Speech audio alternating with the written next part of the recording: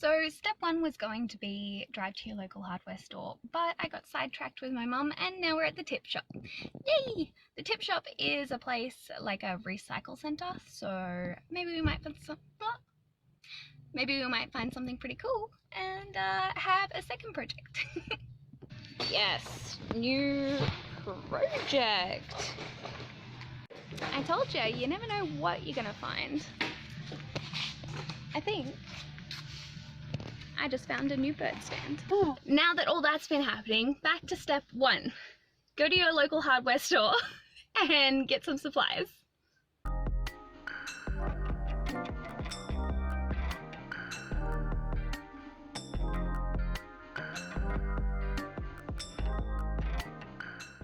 Now, if you're not as lucky as me and you didn't just find free wood at the tip, and you have your handy dandy thingamabob, this thing, that thing,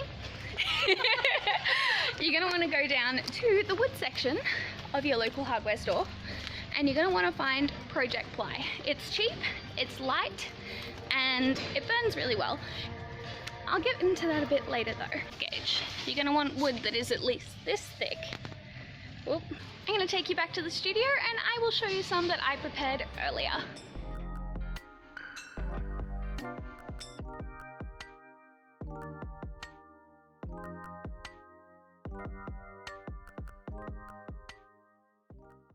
Welcome to my studio. Step one was buying the tool. Step two, unboxing. And step three, tool safety. Let's get into it. What you're going to want to do is take off this clear wrapping. Make sure you throw it in the bin. None of this is going to get in the ocean, in the bin. So this is the tool we have. It is the Trade Flame Tool Wood Burning Kit, 30 watts to 240 watts.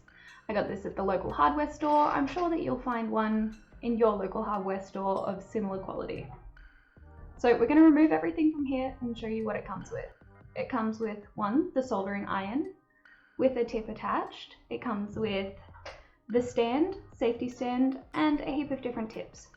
So we're going to take this little thing off and I'm going to show you what the tool comes with. It comes with all these different little tips and bits. Beautiful. Show you the tool.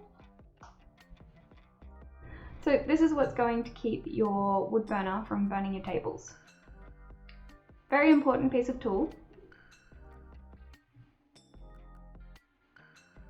Make sure that it is at this sort of an angle so that when the tool balances, it won't come off center.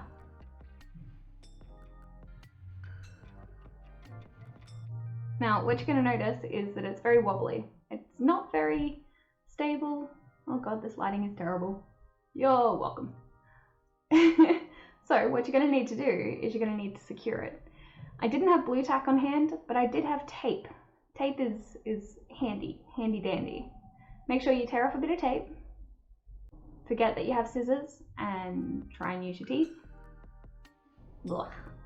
Yep. Tape it down and now you see it is a hell of a lot more secure. You're not going to have any accidental burnings of the houses. You're going to need to have a power board that has an on-off switch or one that you can reach to be able to turn it on and off. It's very important for safety to make sure that you can sit your wood burner on its stand, plug it in and unplug it. It's very important to be able to have an emergency off switch just in case you accidentally drop it on the carpet or something like that.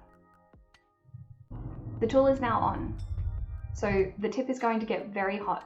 You're going to see it change color. Don't touch it. Don't touch it to make sure that it's hot. Just wait. You'll see it change color. If you need to test whether it is heating up or not, you can sit your hand above it or beside it, but make sure that you are a good distance away. Do not burn yourself. Pro tip, don't touch the hot bit. Now that we've waited an appropriate amount of time for the tool to heat up, you're going to need a piece of wood, a bit of scrap wood, and some pliers, because I am going to teach you how to change your tool. Make sure it's unplugged, the power board turned off, and you find which tool you would like. I am going to use the round tool because I'm going to do some stippling. So it's a rounded tip. They're good for smooth lines, calligraphy, rounded edges, and just making dots. Before you start removing your hot piece of metal out of your wood burner, you're going to need to go and grab something to put it in. You can't sit it on your table, it'll burn. So what do?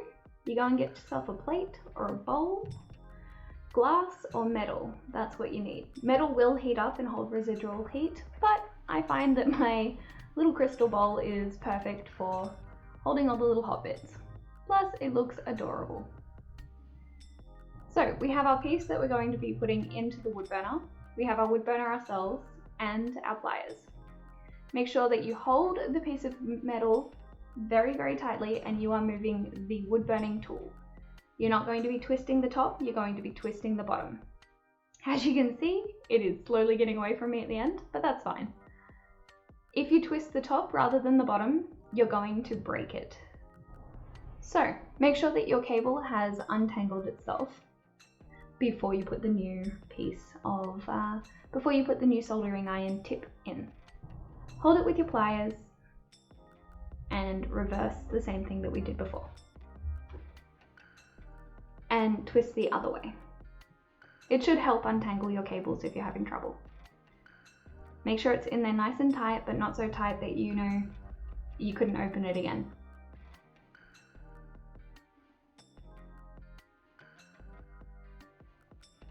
Alright, now you should be ready to have your wood and plug in and turn on your power board. And then we wait for it to get hot. So the problem you're going to find with this one after your first change is that the soldering iron stick itself is already hot. So you're going to have to wait for the very tip to change color. And once that has changed from the beautiful copper color to a reddish color, then you're ready to burn. As you can probably see, this particular type of wood, which is pine, is very smoky. It's incredibly smoky. It smells amazing. That's one of the best things about wood burning, is that it smells so good. But if you have a chicken like I do, a little parrot friend, you better make sure that there is plenty of ventilation. I'm currently opening the back door. I am plugging in our fan, and I'm making sure it's blowing away from her. Ventilation is key. Also, you don't want your fire alarm to go off. Pro tip: well-ventilated room.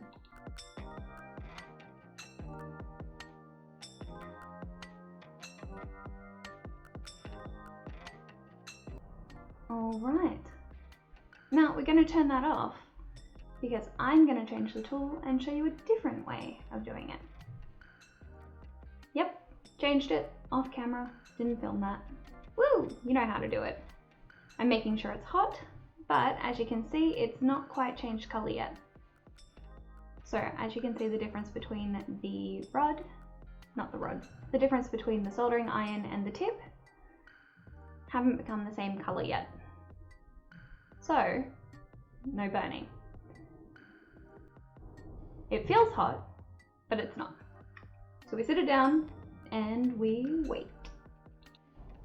Alright guys, now as you can see, the tip has changed color. It's the same color as the base, so it's going to burn. The one thing that the soldering iron has is heat. It doesn't have any way of controlling the heat, it's just very hot. So depending on the pressure that you put and the type of wood that you're using depends on the burn.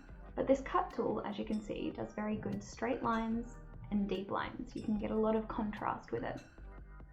So you can watch me do a little piece of art at the bottom of this via the magic of time lapse.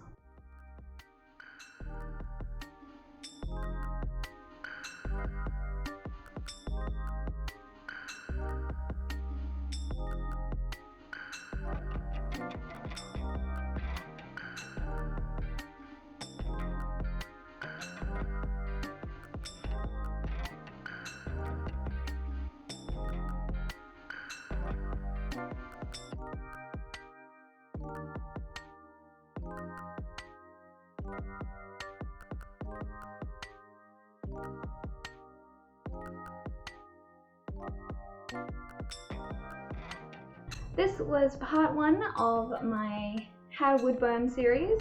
If you like this video, hit subscribe. If you want to see more of my in-studio work, go over and join my Twitch channel. You can come and hang out with me and ask questions in real time. We'll see you next week, mates. Bye!